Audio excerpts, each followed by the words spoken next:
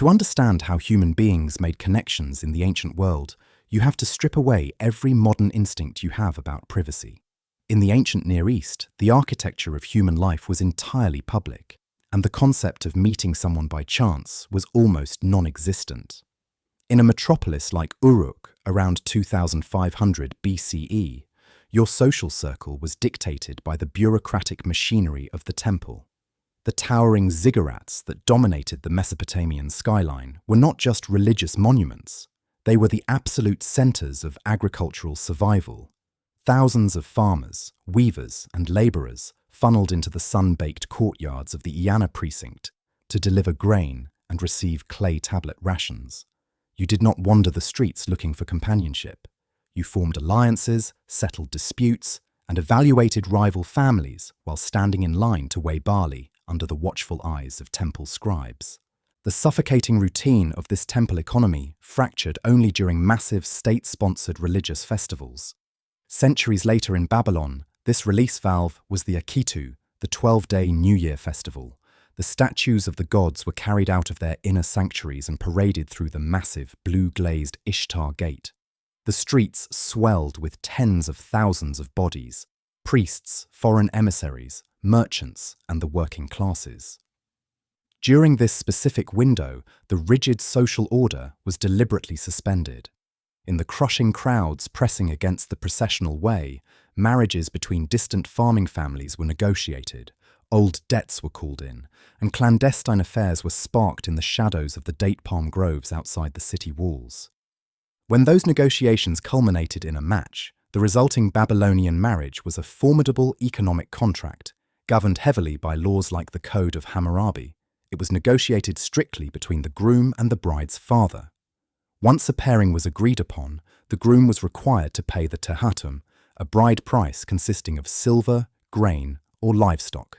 In return, the bride's father provided a sherictum, a dowry that remained the woman's legal property throughout her life. This dowry was a crucial safety net. If she was ever widowed or unjustly divorced, the silver and goods reverted entirely to her, ensuring she would not starve. The physical wedding ceremony in Babylon did not involve grand temples or state priests. It was an intimate, highly symbolic domestic ritual. The groom would pour scented cedar oil over the head of his bride. In front of assembled witnesses, he would take the fringed hem of his heavy woolen garment and tie it firmly to the hem of hers. This physical knot legally cemented their union. He would then speak the binding words, "You are my wife, and I am your husband." Despite the cold pragmatism of these economic contracts, the people entering into them were still driven by human desire. Scratched into clay tablets in cuneiform script is the oldest love poetry in human history. The Sumerian Shusin tablet, dating back over 4,000 years, records the passionate, breathless words of a bride to a king. The translation reads, "Bridegroom, let me caress you. My precious caress is more savory than honey. In the bedchamber, honey-filled, let me enjoy your yielding beauty." Men and women still found themselves consumed by the irrational fever of romance, even if their lives were arranged over ledgers of grain. If you moved westward, to the narrow coastal strip of the Levant, the mechanics of meeting were driven entirely by the sea.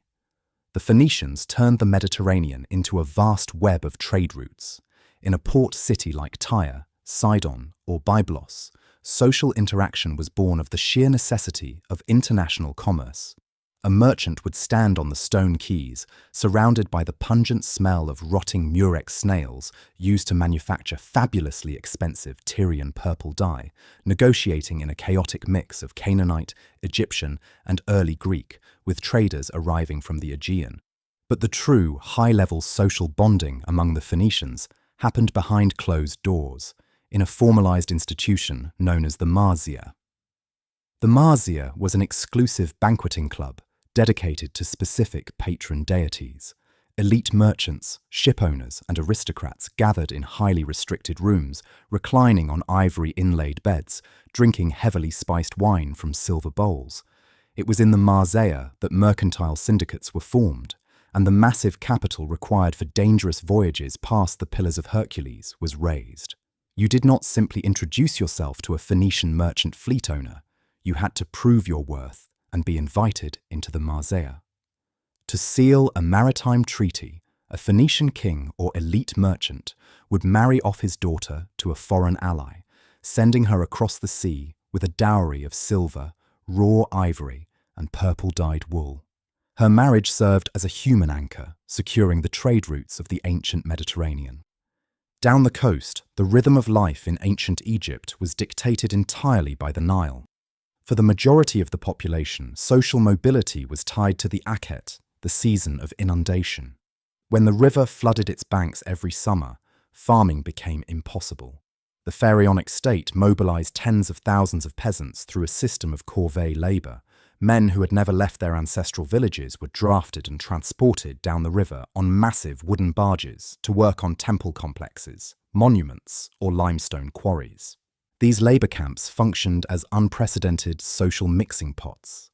A stonecutter from Elephantine in the deep south would find himself sleeping, eating, and hauling granite alongside a flax farmer from the northern delta. They lived in tightly packed worker villages like the one discovered at Deir el-Medina. The cramped stone huts forced extreme proximity. Papyrus records and limestone shards called ostraca reveal the intense daily interactions in these villages. The workers traded copper tools, argued over stolen beer, took each other to local tribunals, and arranged marriages between their children. The Egyptians also utilized the Necropolis as a place of social gathering. During the beautiful Feast of the Valley, families crossed the Nile to the western bank to visit the tombs of their ancestors. People brought vast quantities of food, beer, and wine. They feasted inside the tomb chapels, getting intentionally drunk to feel closer to the divine and the dead. In the torchlit valleys of the Theban necropolis, surrounded by music and flowing alcohol, young Egyptians from across the region mingled freely. When an Egyptian man and woman decided to marry, the process was startlingly different from the rest of the ancient world. There was no religious ceremony, no state sanction, and no formal wedding ritual. A marriage occurred simply when a woman moved her belongings into a man's house. In Egyptian society, women enjoyed a level of legal independence unmatched by their Greek or Roman contemporaries. An Egyptian woman could own land, run a business, and, crucially, initiate a divorce. A marriage was documented through a civil contract detailing exactly how property would be divided if the couple split. Ancient Egyptians viewed love as something intertwined with destiny, an irresistible force sent by the gods. Lovers referred to one another as brother and sister, terms of deep endearment rather than literal incest for the common classes. Surviving papyri, such as the Chester Beatty papyrus, describe the anxiety of waiting for a lover by the riverbanks, the heavy scent of mandrake and lotus blossoms, and the physical ache of longing. One poem from the New Kingdom reads, "My heart flutters hastily when I think of my love for you. It lets me not act sensibly, it leaps from its place. It lets me not put on my tunic, nor wrap my scarf around me." Across the Mediterranean, the Greek city-states developed a completely different, highly paranoid understanding of what love actually was. To the ancient Greeks, there was no single word for love. They categorized it into a fractured spectrum of distinct, powerful forces. The most terrifying of these was Eros. Today, the word is associated with romance, but in antiquity, Eros was viewed as a dangerous, manic obsession. It was a primal force of nature, a violent loss of control that overrode logic and reason. The gods themselves were entirely at the mercy of Eros. Ancient medical practitioners, including the famed physician Galen, literally diagnosed passionate love as a physical illness. They believed it was a severe imbalance of the bodily humors that caused fever, insomnia, and physical wasting away. Because Eros was viewed as a dangerous external force rather than a gentle internal feeling, the ancient Greeks and Romans frequently turned to magic to control it. The archaeological record contains thousands of lead-cursed tablets, known as defictiones or catadesmoi, buried under doorways, dropped into wells, or hidden in graves.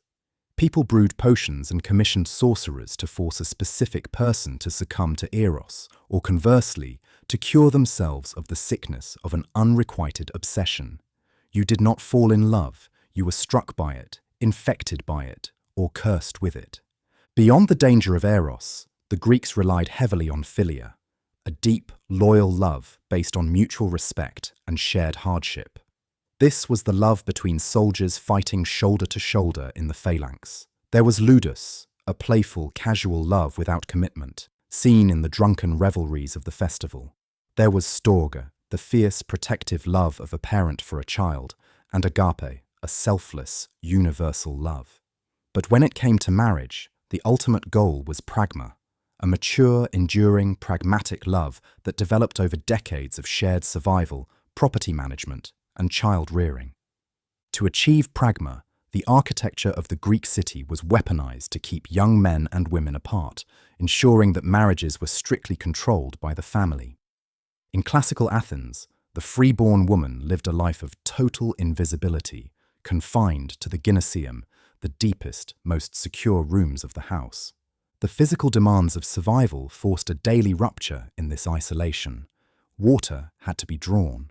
Every morning and evening, women and girls carried heavy terracotta pitchers, hydriae, to the Eniakrounos, the great fountain house of 9 spouts.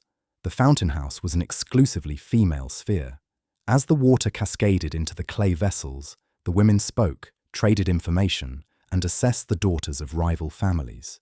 Because it was the only predictable location where respectable unmarried women gathered, families dispatched older female relatives or trusted slaves to observe the young women, quietly scouting potential brides for their sons. The strict boundaries of Athenian womanhood evaporated completely only during specific religious rites like the Adonia. In the dead of summer, women climbed ladders to the flat rooftops of their houses, bringing broken pieces of pottery filled with soil. They planted fennel and lettuce. The seeds sprouted rapidly in the intense heat and died just as quickly, symbolizing the short, tragic life of the mythological figure Adonis. Up on the rooftops, connected across the dense cityscape, the women drank wine, burned incense, and wailed loudly in ritual mourning. For these few nights, the air above Athens belonged entirely to women. They talked across the narrow alleyways from roof to roof, forming clandestine networks of friendship and gossip that bypassed the male-dominated streets below. Down in those streets, the men of Athens lived entirely public lives. The agora was a sprawling open-air market and the epicenter of commerce and philosophy. Time was measured by the volume of the crowd. A man would arrange to meet an associate when the market is full, a universally understood time of mid-morning. The market was highly compartmentalized. The perfume stalls served as the specific, notorious gathering place for aristocratic youths to linger, gossip, and catch the eye of older politicians seeking protégés. By evening, elite Greek men gathered for the Symposium. This was a highly structured drinking ritual held in the andron, the men-only room of the house. Guests reclined on their left elbows, drinking wine mixed heavily with water from a central bowl called a crater. Alliances were forged through shared poetry, political debate, and games like kottabos. The only women present at a symposium were the hetairai, highly educated, highly paid courtesans trained in music, rhetoric, and debate. Unlike the sequestered wives of the elite, a hetaira could own property, move freely through the city, and hold her own in philosophical arguments with generals and statesmen. For the respectable Athenian daughter, courtship simply did not exist. Her life was dictated by the ingesis, a formal betrothal contract negotiated entirely between her suitor and her kyrios, her father or male guardian. The verbal formula was brutal in its directness. The kyrios would state, "I give you this woman for the ploughing of legitimate children." The girl had absolutely no say in the matter. The Athenian wedding itself, the ekdosis, was a massive 3-day transition of property and spiritual authority. On the first day, the bride offered her childhood toys and a lock of her hair to the goddess Artemis, severing her ties to youth. After a ritual bath in water drawn specifically from the sacred Calaros spring, she was dressed in fine robes and a veil. The climax of the ceremony happened at night. A raucous procession, lit by blazing pine torches to ward off evil spirits and accompanied by the shrill music of double-reeded oloi flutes, escorted the bride on a wooden cart from her father's house to the grooms. Upon arriving, the groom's mother welcomed her, showering the couple with dried figs and nuts for fertility. Before entering the bridal chamber, the bride was given a quince to eat, a bittersweet fruit meant to symbolize the nature of marriage and to sweeten her breath for the consummation of a union with a man she barely knew. Just a few days' journey to the south, the Spartans arranged their social world with violent, radical difference. The Spartans abhorred the chaotic, mercantile mingling of the Athenian agora. In Sparta, male social connection was brutally institutionalized through the syssitia. Every Spartan citizen was required to eat his daily meals in a communal mess hall with his military unit. They sat on hard wooden benches, eating the infamous black broth, pork boiled in blood and vinegar. You did not choose your friends in Sparta. You were forged together through shared deprivation and daily, mandatory proximity from the age of 7 until the age of 60. Spartan women, unlike their hidden Athenian counterparts, were highly visible. The Spartan state believed that strong women produced strong soldiers. Girls were fed the same rations as boys and were required to train publicly in running, wrestling, and throwing the javelin. During religious festivals, like the Gymnopaedia, Spartan youth competed completely naked in front of the entire city. For young Spartan men, this was the primary avenue of meeting a future wife. The intense physical display dictated attraction and matchmaking, a public spectacle that the rest of the Greek world viewed with a mixture of absolute horror and deep fascination. When a Spartan man and woman married, the ritual inverted the lavish torchlit processions of Athens. The Spartan wedding was a staged abduction. The groom would ritually kidnap the bride. She was then handed over to a bridesmaid who violently shaved the bride's head down to the scalp, dressed her in a rough man's cloak, put men's sandals on her feet, and left her alone in a dark room on a pallet of straw. The groom, who was required by law to still live in his military barracks, would sneak out in the dead of night, enter the dark room, and consummate the marriage. He then had to sneak back into his barracks before dawn. For the first several years of a Spartan marriage, the husband and wife might never see each other in the daylight. Romance in Sparta was built entirely on secrecy, stealth, and darkness. By the time the Roman Republic expanded into a globe-spanning empire, the sheer scale of human interaction required new, highly formalized systems. Rome was a city of over 1 million people, a vertical labyrinth of poorly built apartment blocks called insulae, connected by narrow alleyways. To navigate this crushing metropolis, the Romans relied on the system of patronage. A Roman man of status never walked the streets alone. His power was visually measured by the number of bodies surrounding him. Every morning at dawn, the ritual of the salutatio took place. Poorer citizens, tradesmen, and freedmen, the clients, would gather in the unlit atrium of their wealthy patron's house. When the patron emerged, his clients greeted him, receiving a small handout of food or copper coins called a sportula. In return, they formed his physical escort for the day. As this massive entourage moved down the Palatine Hill toward the Forum, the clients jostled against one another in the crowded streets. A blacksmith seeking a loan might strike up a conversation with a low-level magistrate as they both elbowed for space behind their patron. Elite men employed specialized slaves called nomenclators, whose sole, exhausting task was to memorize the names and faces of every notable citizen in Rome. As the patron walked, the nomenclator continuously whispered the identities of approaching men into his ear, allowing the politician to greet a rival senator or a wealthy foreign merchant by name, creating the immediate illusion of intimacy. For the vast majority of the Roman working class, socializing took place in the popinae and coponae, the street corner taverns. Because the towering insulae apartments lacked kitchens, the plebeians ate their meals in public. The popinae were dark rooms that smelled fiercely of rancid olive oil and garum, a fermented fish sauce. Men crowded around L-shaped stone counters or sat on wooden stools in the back rooms, drinking cheap wine heated with spices, rolling sheep knuckle bones for gambling. The plaster walls of these taverns functioned as permanent communication boards. Carved deeply into the paint with iron styluses were the unfiltered declarations of the masses. In the ruins of Herculaneum and Pompeii, the voices of these patrons are perfectly preserved. A man named Severus carves a bitter insult to a weaver named Successus, fighting over the affections of a barmaid named Iris. Prostitutes carved advertisements detailing their specific services and prices. Travelers left dire warnings about innkeepers who watered down their wine. These walls allowed a soldier from Gaul to leave a message that might be read days later by a merchant from Syria. For the enslaved population of Rome, which made up roughly a third of the city, the concept of legal marriage did not exist. Under Roman law, an enslaved person could not marry.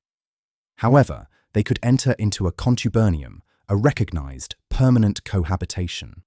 These unions were heavily dependent on the whims of the slave owner, but archaeological evidence shows that enslaved Romans formed deep, lasting romantic attachments. They saved their meager allowances, known as a peculium, for years to buy their own freedom and the freedom of their partners, eventually erecting joint tombstones that declared their lifelong devotion. In the mid-afternoon, the noise of the taverns and the forum subsided as the Roman population migrated to the thermae, the monumental public bath complexes. The Roman bath was the ultimate social equalizer and the beating heart of civic life. Rich and poor, politicians and bricklayers stripped away their tunics and togas in the apoditerium, handing their garments to slaves and hoping they wouldn't be stolen. They moved through a series of increasingly hot rooms, eventually sitting on scorching marble benches in the caldarium, enveloped in thick steam. The noise was immense. The philosopher Seneca, who once lived above a public bathhouse, complained bitterly of the unending racket, the grunting of men lifting heavy lead weights, the sharp slapping of the masseuse's hands against flesh, the shrill cries of the hair pluckers advertising their services, and the vendors screaming out the prices of sausages and sweet cakes. It was in this humid, echoing environment that the most critical meetings in the Roman world took place. Because everyone was stripped of the immediate visual markers of class, the rigid social hierarchy softened just enough to allow negotiation. Rival politicians finalized alliances, while slaves scraped the sweat and olive oil from their backs with curved bronze strigils. Fathers casually brought up the idea of betrothing their children. Merchants locked down grain contracts before stepping into the freezing waters of the frigidarium. When it came to romance and illicit meetings, the Roman state actively attempted to legislate morality. The Emperor Augustus passed strict laws dictating seating in the amphitheaters. At a gladiator match, the wealthy senators sat on marble chairs at the front, the soldiers behind them, the poor men higher up, and the women were banished entirely to the worst, highest wooden bleachers, as far away from the men as possible. But there was one massive, glaring exception: the Circus Maximus. Built for the terrifying blood-soaked chariot races, the circus held 250,000 spectators, and crucially, at the races, men and women were permitted to sit side by side. The wooden bleachers were incredibly cramped. You sat shoulder to shoulder, hip to hip with strangers. The Roman poet Ovid recognized this as the ultimate hunting ground for courtship. He explicitly advised men to attend the races not to watch the horses, but to wedge themselves into the narrow space beside an unmarried woman. The physical environment demanded contact. Ovid instructed men to ask the woman which chariot faction she was betting on: the blues, the greens, the reds, or the whites. He told them to brush the dust from her dress and to lift the hem of her cloak if it dragged in the dirt. Under the cover of 250,000 screaming voices, a whispered conversation could take place, an illicit connection could begin, bypassing the strict chaperones of the ancient world. When these flirtations, or the strict economic negotiations of fathers, culminated in a Roman marriage, the resulting rituals were incredibly complex and steeped in superstition. A Roman betrothal involved a formal contract, sealed with a kiss, and the giving of the annulus prenubis, an iron or gold ring. The Roman man placed this ring on the fourth finger of the woman's left hand. They did this because Roman anatomists believed a specific nerve, the vena amoris, ran directly from that finger straight to the heart. On the morning of the wedding, the Roman bride dressed in a tunic woven from a single piece of cloth, tied with the knot of Hercules at the waist. a knot only her new husband was allowed to untie.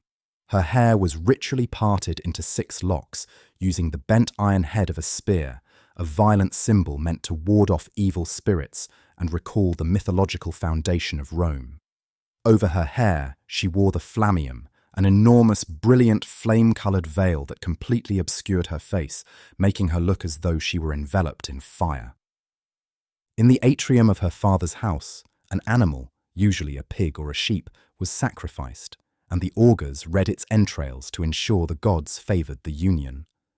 Then, the bride and groom stepped forward to perform the dextrarum iunctio, the physical joining of their right hands, finalising the contract. As the sun set, the true spectacle of the Roman wedding began. The deductio in domum mariti, the escorting of the bride to her new home. The bride was fake kidnapped from her mother's arms, a theatrical reenactment of the ancient abduction of the Sabine women. The wedding party then poured out into the dark streets. It was a chaotic, torchlit procession. To protect the bride from the evil eye, the crowd sang fescennine verses, incredibly obscene, bawdy, and sexually explicit songs designed to make the gods laugh and avert their jealousy. When the procession finally reached the groom's house, the bride rubbed the wooden doorposts with animal fat, usually wolf or pig fat, to keep out evil magic. To prevent her from tripping on the threshold, an omen of absolute disaster, she was physically lifted up and carried over the doorway by her attendants. Inside, she was given fire and water, the absolute essentials of life, completing her transition from her father's property to the mistress of her new household. Once the bride crossed the threshold, the Roman house, the Domus, became her domain, but it was far from a private sanctuary. The Roman home was an active, bustling social hub. Unlike the Greeks, who hid their wives away in the Gymnasium and hosted male-only drinking parties, the Romans integrated women into their evening socializing. The Roman dinner party, the convivium, was a mixed-gender affair. Respectable Roman matrons did not sit quietly in the back rooms. They reclined on the dining couches alongside their husbands, drinking wine, listening to poetry, and participating in the political gossip of the day. The triclinium, the formal dining room, was carefully arranged to enforce social hierarchy, but it also facilitated intense networking. The couches were arranged in a U-shape around a central table. The host dictated exactly who sat where. The placement of a lower-status client next to a powerful senator could make or break a career. Here, over courses of dormice rolled in honey and poppy seeds, or roasted flamingo tongues, marriages for the next generation were casually plotted, and political conspiracies that would eventually spill blood on the Senate floor were whispered between cups of Falernian wine. Beyond the walls of the wealthy Domus, the sheer scale of the Roman Empire forced people to meet across unprecedented geographical distances. The Romans paved over 50,000 miles of roads, stretching from the rain-soaked bogs of Britannia to the burning edges of the Syrian desert. This infrastructure was built to move legions, but it inadvertently created the largest, most diverse social network the ancient world had ever seen.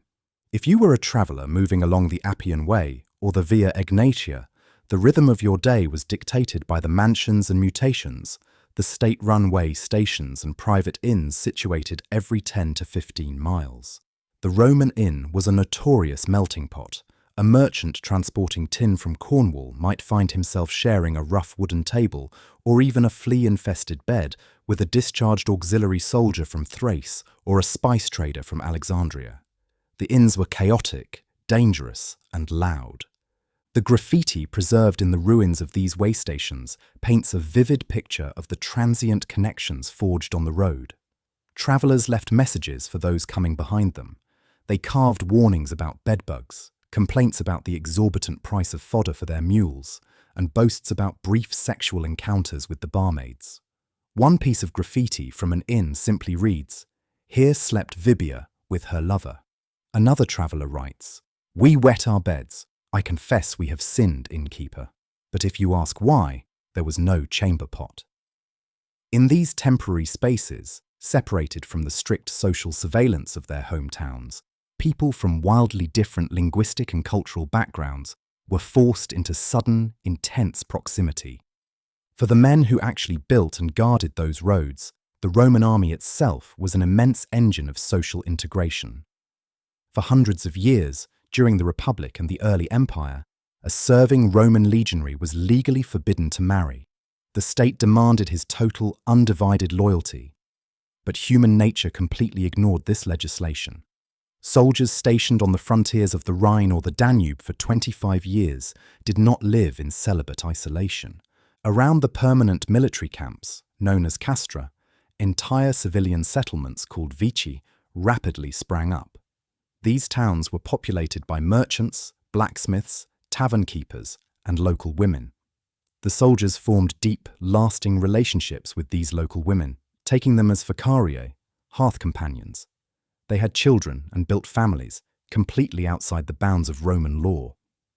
When a soldier finally retired after a quarter-century of service, he received a diploma, a bronze tablet officially granting him Roman citizenship, and critically, granting citizenship to the local woman he had spent his life with, finally retroactively legitimizing the children they had raised together in the shadow of the fortress walls.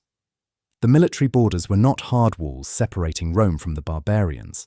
They were highly porous zones of continuous social and romantic entanglement. While the military camps blended cultures on the edges of the empire, another phenomenon was breaking down social barriers right in the heart of the ancient cities: the mystery cults. Official state religion in Greece and Rome was a public civic duty. You sacrificed to Jupiter or Athena to ensure the crops grew and the state survived. It was cold, formal, and offered no personal comfort. But the mystery cults offered something completely different: secrecy, emotional catharsis, and a profound sense of belonging. To join a mystery cult, you had to be initiated. The most famous of these were the Eleusinian mysteries in Greece, dedicated to Demeter and Persephone. Once a year, thousands of people walked the sacred way from Athens to Eleusis. What made this gathering revolutionary was who was allowed to participate. The strict hierarchies of the ancient world were abandoned at the sanctuary gates. Freeborn aristocrats, women, foreigners, and even slaves were initiated together. Inside the Telesterion, the great initiation hall, they experienced a terrifying, awe-inspiring ritual in absolute darkness, followed by a sudden blaze of light. They were bound together by a vow of silence, punishable by death. You met people in the dark at Eleusis whom you would never be permitted to speak to in the daylight of the Athenian agora. By the time of the Roman Empire, new mystery cults imported from the east swept through the population. The cult of Mithras, a sun god of Persian origin, spread like wildfire among the Roman military and mercantile classes. Mithraism was exclusively male. Initiates gathered in Mithraea, underground, windowless, cave-like temples designed to hold no more than 30 or 40 men at a time. They sat on stone benches lining the walls, sharing ritual meals of bread and wine beneath a statue of Mithras slaughtering a sacred bull. In these dark, smoke-filled basements, a centurion might sit beside a freedman merchant or a low-ranking bureaucrat. They passed through 7 brutal grades of initiation together, enduring physical tests of cold, heat, and fear. The Mithraeum functioned as an ancient fraternity, a powerful, secretive social network where men forged bonds of absolute trust that translated directly into business and military alliances in the world above. Conversely, the cult of the Egyptian goddess Isis offered a massive social network heavily dominated by women. The worship of Isis spread from Alexandria across the entire Mediterranean, reaching as far as London. Isis was worshipped as the ultimate mother, a compassionate goddess who understood suffering. Her temples were filled with daily rituals, chanting, and the burning of incense. For Roman and Greek women, who were largely excluded from the political life of the Forum or the Agora, the cult of Isis provided a parallel public sphere. Women served as priestesses, organized massive religious processions through the city streets, and formed deep, supportive communities with one another. When an initiate of Isis traveled to a foreign city, they could immediately find refuge, hospitality, and a welcoming social circle at the local sanctuary of the goddess. This blending of cultures through religion and trade reached its absolute zenith in the city of Alexandria in Egypt. Founded by Alexander the Great, Alexandria was the intellectual and commercial capital of antiquity. It was a megalopolis where Greeks, native Egyptians, Jews, and Syrians crammed into the same vibrant, chaotic grid of streets. In Alexandria, you did not just meet people in the marketplace, you met them in the pursuit of knowledge. The Ptolemaic kings poured staggering wealth into the museum and the great library, aiming to collect every single scroll in the world. They invited the greatest minds of the Mediterranean to live in the city, tax-free, with guaranteed salaries. The museum functioned as the world's first true university campus. Here, mathematicians, astronomers, poets, and anatomists ate their meals together in communal dining halls. A physician from Galatia could cross paths with a geographer from Cyrene, debating the circumference of the Earth or the function of the human nervous system. Outside the elite confines of the library, the diverse population of Alexandria pioneered new ways of gathering. The Jewish community in Alexandria, which occupied a massive quarter of the city, developed the institution of the synagogue. Unlike the Great Temple in Jerusalem, which was run by a strict hierarchy of hereditary priests and focused on animal sacrifice, the synagogue was a decentralized assembly hall. It was a place for the community to gather, read texts, argue over interpretation, and socialize. It was a revolutionary concept in the ancient world, a social and religious space centered around a book and a congregation, rather than an altar and a blood sacrifice. This model of gathering would profoundly influence the entire structure of human social life as antiquity slowly transitioned into a new era. Whether a traveler was sharing a wooden bench in a filthy roadside tavern, a soldier was retroactively claiming his foreign wife after 25 years of illegal marriage, an initiate was weeping in the absolute darkness of a secret underground temple, or a scholar was unrolling a papyrus scroll beside a stranger in the great library. The ancient world was defined by the relentless physical collision of human bodies. You could not retreat into a private sphere. To survive, to thrive, to learn, and to love in antiquity meant plunging headfirst into the noise, the smell, and the inescapable presence of the crowd. In the pine-scented hills of the Peloponnese, away from the deafening commerce of the agora and the bloody dust of the chariot tracks, thousands of desperate travelers converged on the sanctuary of Epidaurus. This was not a market or a military camp. It was a sprawling medical complex dedicated to Asclepius, the Greek god of healing.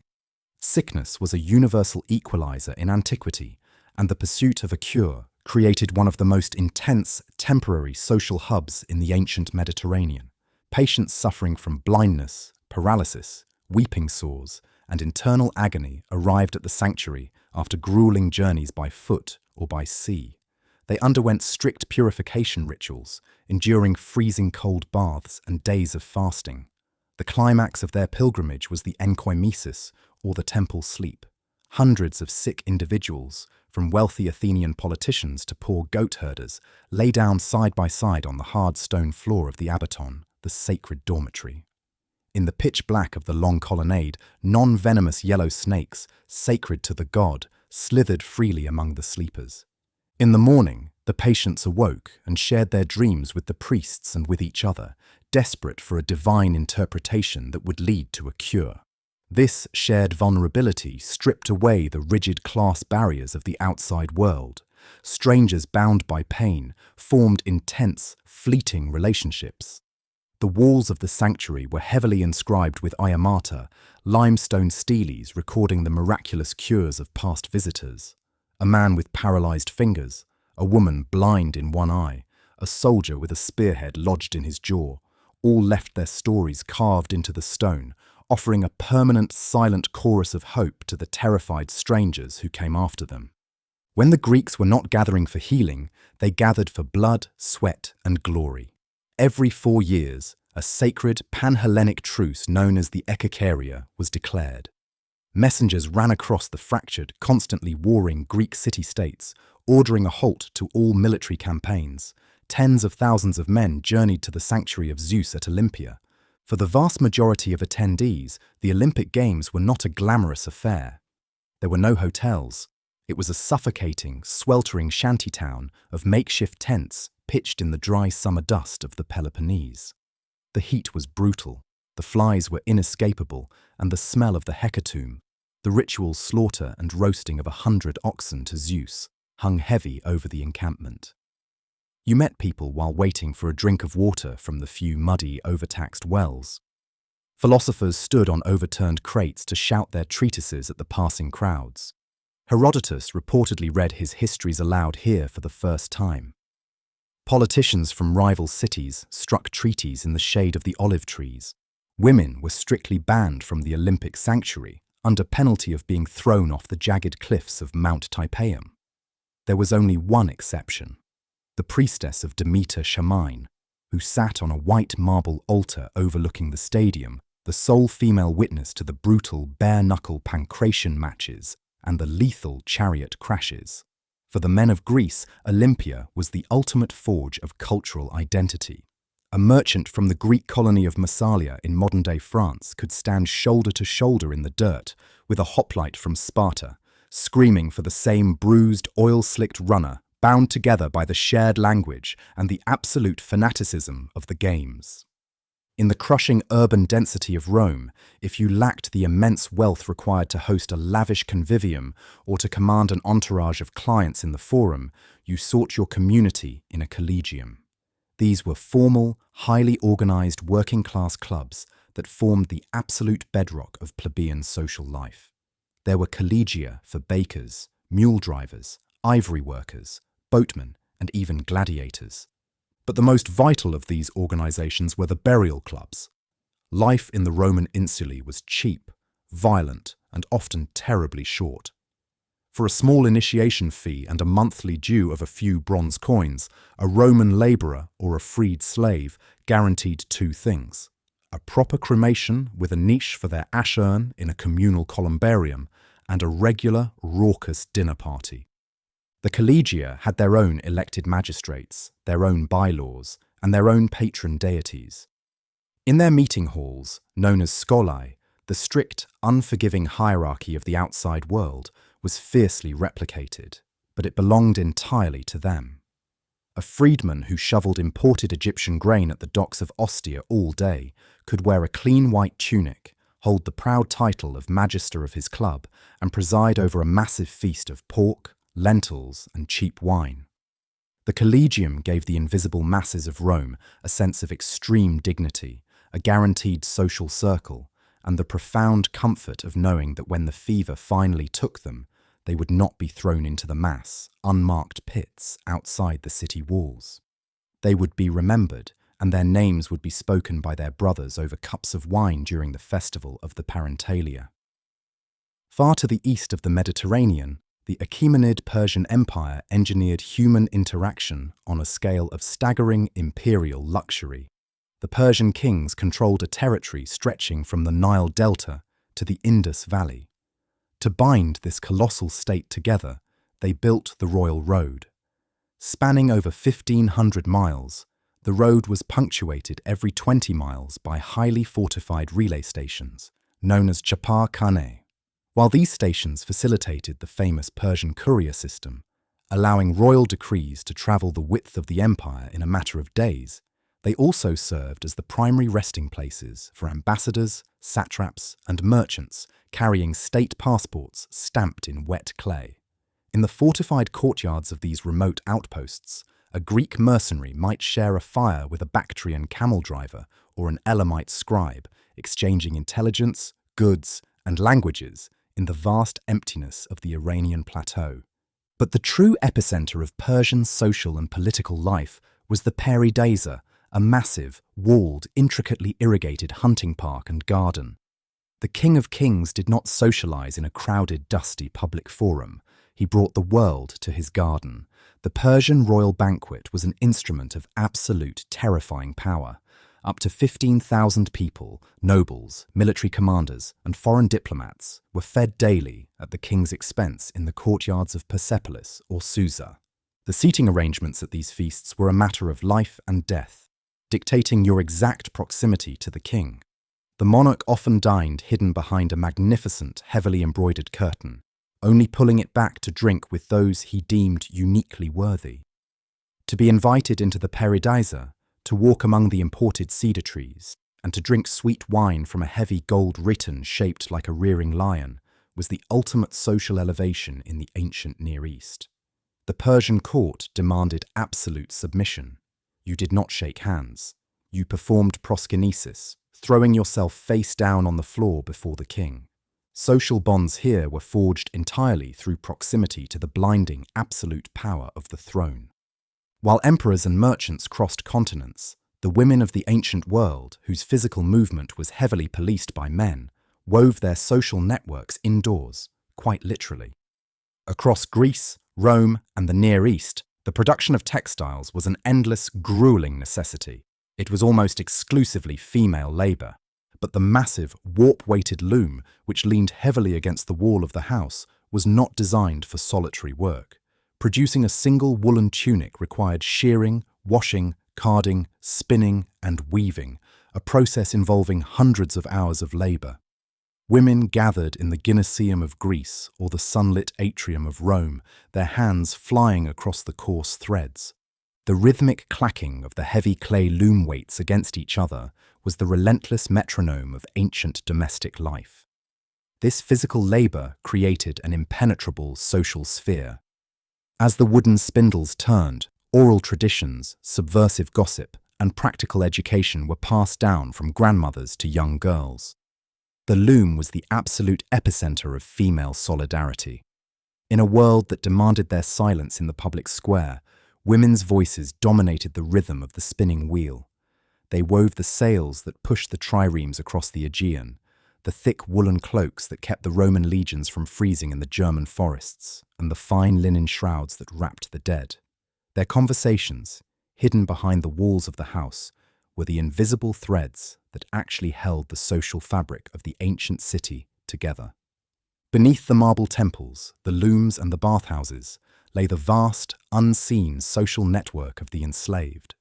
Millions of human beings, stripped of their homelands, their families, and their names, were forced to navigate a world that viewed them legally as instrumentum vocale, talking agricultural tools. Yet, in the face of absolute dehumanization, they forged profound, dangerous connections.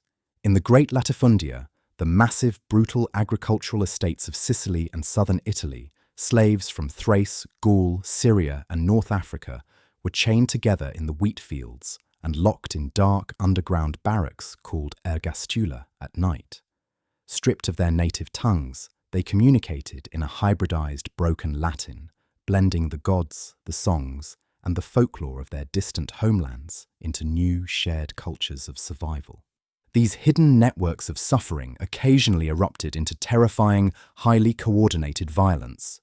The servile wars of the Roman Republic, including the massive uprising led by the gladiator Spartacus, were not spontaneous riots.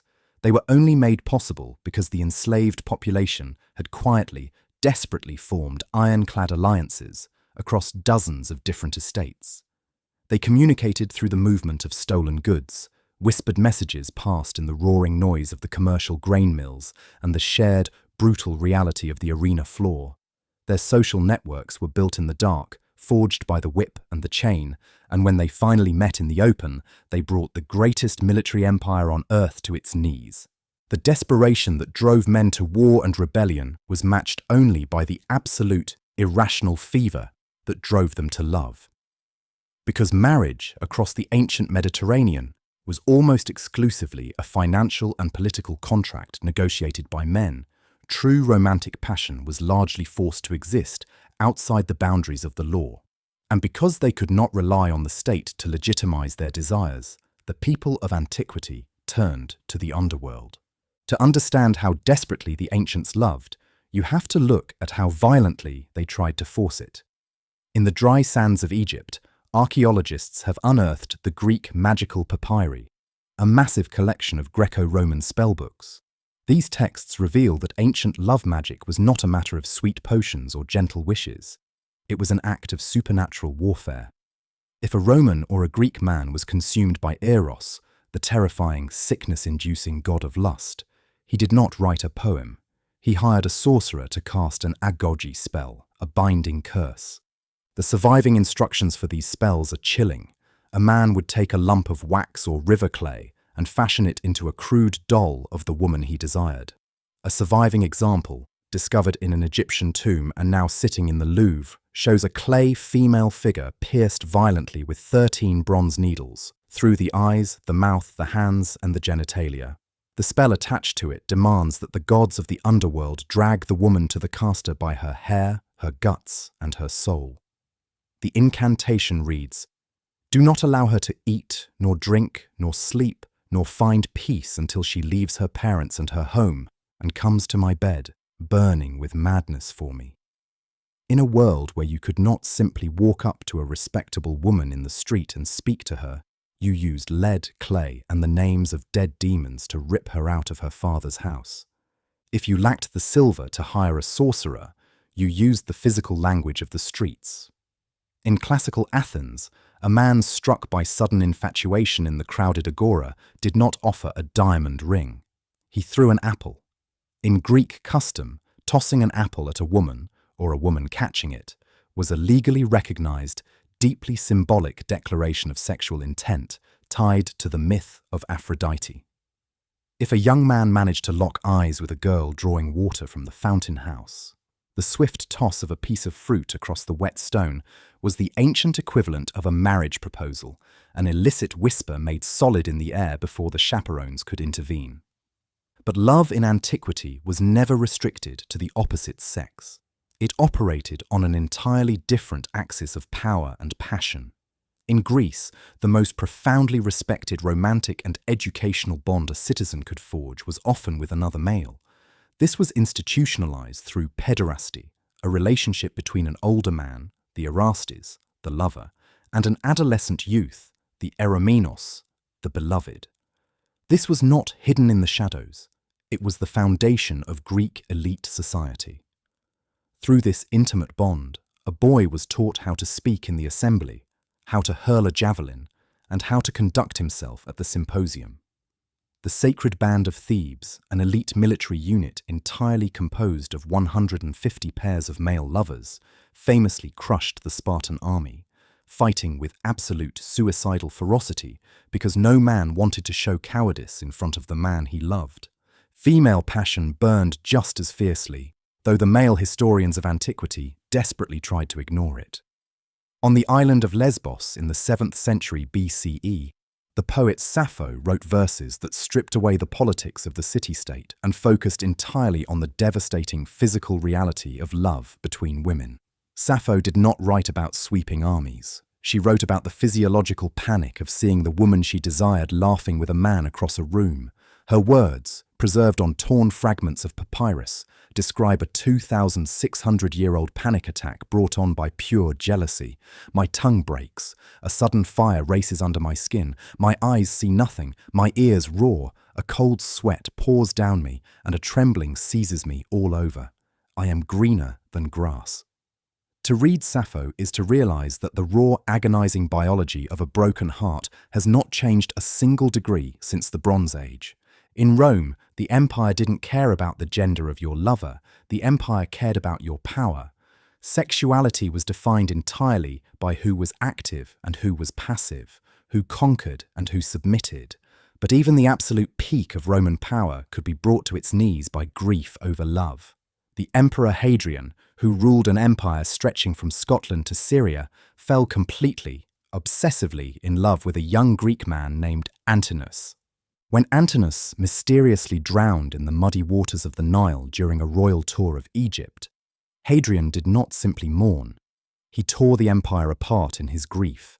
He wept openly, a shocking breach of stoic Roman military decorum. He literally declared the dead boy a god. He ordered the construction of a brand new city on the banks of the Nile, Antinopolis, built precisely where the boy had died.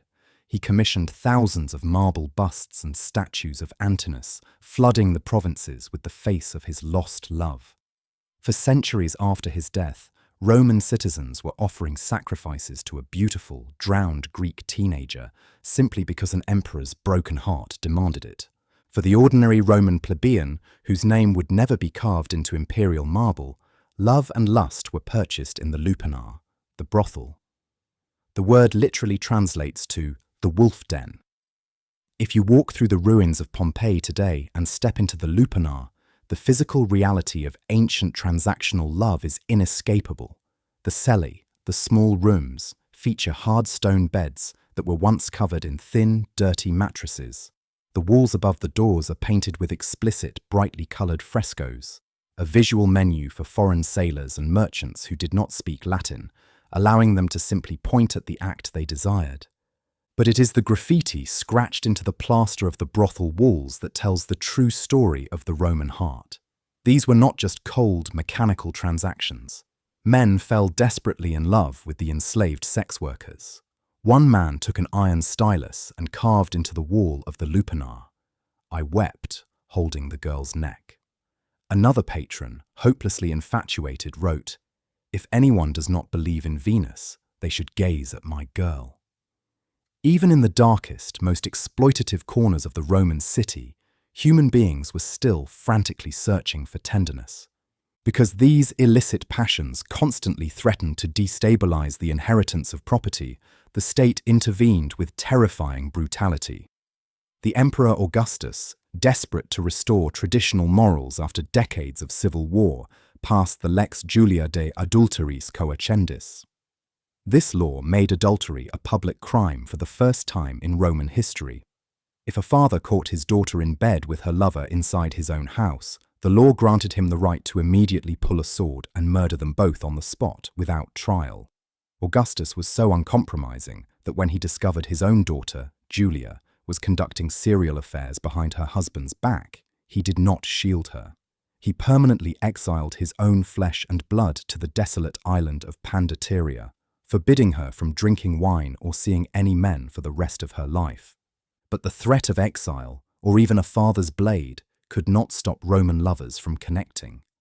The poet Ovid, who was himself eventually exiled by Augustus, wrote a scandalous, wildly popular manual called the Ars Amatoria, the Art of Love.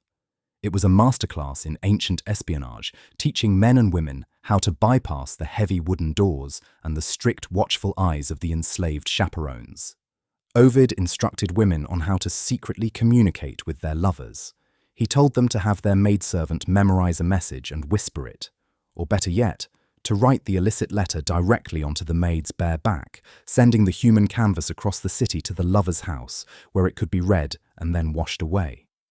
If a physical letter had to be sent, Ovid advised writing the words using fresh milk instead of ink. To the guards inspecting the papyrus, it would appear completely blank. Only when the lover received the scroll and gently sprinkled crushed coal dust over the surface would the milk-soaked fibers trap the black dust, magically revealing the hidden words of devotion. Every single aspect of love in antiquity required immense physical effort, terrifying risk, and profound ingenuity.